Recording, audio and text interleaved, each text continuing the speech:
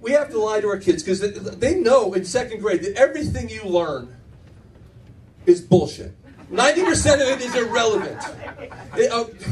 Please, when was the last time, Carol, you needed to use an isosceles triangle? Exactly my point. Okay, all you need is, see, I don't even know what the fuck it is. Addition, subtraction, multiplication, division. That's it. If you can figure out you got the right change from the girl Sonic, you're golden in life. But you got to lie to your kids. You got to tell them the whole time that, like, no, it's all important. You lie to them. Your parents lied to you. Their parents lied to them. It's what you do. You lie. You just lie. I remember my stepson was like 7th grade, and he was having trouble with homework, and he's doing Spanish, and he was so frustrated. He's like, "This stinks. This is so stupid. When am I ever going to need to use this in real life? I hate this." Now, this is what we call a teachable moment. So, I sat him down. I said, "Listen," closed his book. I said, "Listen, when I was your age, I was not very good at school. I only got to college because I was a football scholarship, and then I didn't even study. But to graduate, you needed to take a language for 1 year.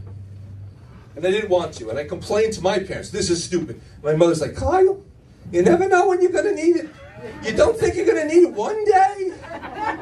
All right, Mom, whatever. When she wasn't looking, I did that gesture. I'm not Sam.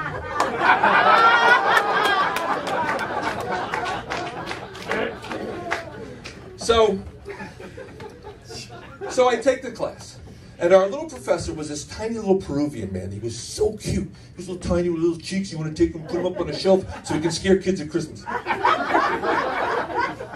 And I don't know what it was. I don't know, like somewhere in, you know when you go below the equator and you flush a toilet, it goes the other way? I think that's how it is in school, because he didn't give a shit about cheating. Like, we all cheated the whole time, books open, yelling out answers the whole time. I ended up graduating A-, got a couple questions wrong, I didn't want to raise any alarms. And I graduated without knowing a single lick of Spanish. My stepson thinks I'm on his side. He's like celebrating. Yes, Kyle's the greatest. He now, he speaks better than tanks. And so, whoa, hold on. Fast forward 5 years. I'm in Europe traveling around with some friends. We're in Spain, and I decide to go take a little dip into the Baltic Sea. And I'm out there, and it's the weather is perfect. The water is so warm. The mountains come right up to the sea, and I'm thinking to myself, this is the most amazing place on earth. Life cannot get any better than this moment. Just as I say that, in the corner of my eye, I see this stunning, tanned, topless woman floating in my direction. And it is a very deliberate float, okay? It's not the kind of float when you just go with the tide. No. She is floating towards me. So I start floating towards her. And this is good, so I'm floating. And she's floating. And she's floating and smiling. And I'm floating and smiling. And she gets close enough, and I'm like, "It's a beautiful day, huh?" And she looks at me. And I try something else. And she goes, "No habla inglés." "Espanol?" "We know I don't habla Espanol." We know that. Well, it's okay, because I'm an American. I'm cocky. Everyone speaks English in the world. So I'm not sweating it. And we're floating. And we're getting closer. And we're floating. And we're floating. And right now, she's like this. Did I mention she's topless? Did I explain that? So we are like this close. Right? And I'm trying to say something, and she's not understanding me. And she's saying, and now she's getting frustrated. I can see it in her face. And now, this woman, she starts floating the other way.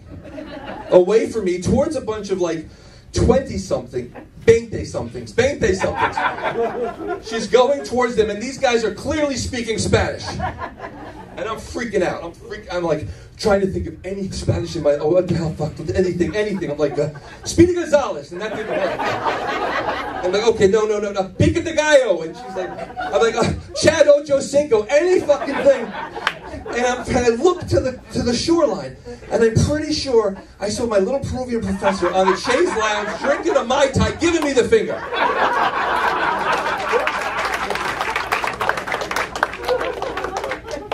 And I look up, and she's gone. She's gone. And turned to my stepson. I said, you see, son, if I had just listened to my mother when she said you never know when you're going to need it, I would have fucked that Spanish girl.